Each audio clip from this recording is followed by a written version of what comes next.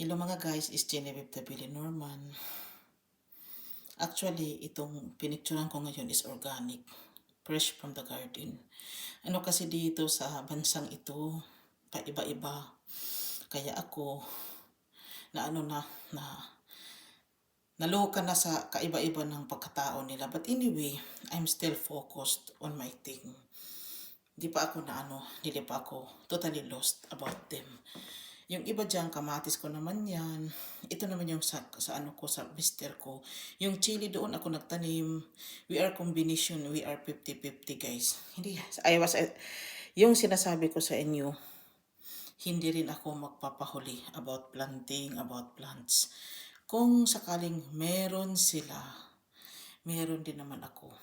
Guys, hindi talaga, I don't know. Yung mga taong hindi mahilig magtanim, okay lang naman yun dahil hindi naman tayo makaparehos ng talent, habits, whatsoever. Pero yung magtanim-tanim ka para mabuhay ka, maganda yun. It's faith. Oo.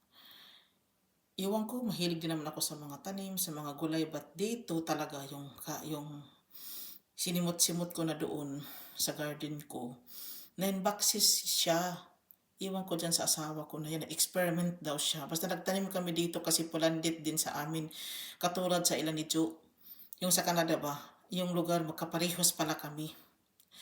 Kung sa Swedish term pa, pulandit. Sa English term, country roads. Iwan ko, basta pulandit yun sa Swedish term. Tapos yung iba, nasa ilalim ng forest. Yung sasabihin ni Joe, bukid daw. Yung amin, forest din naman. Swedish. Iba-iba yung iba-iba, pero yung resulta, the result is the same. Yung carrots din naman, yung gulay ba gulay, oo. At the end of the day, nagtanim ka para mabuhay. Guys, dito na lang ako. Maraming salamat. Bye.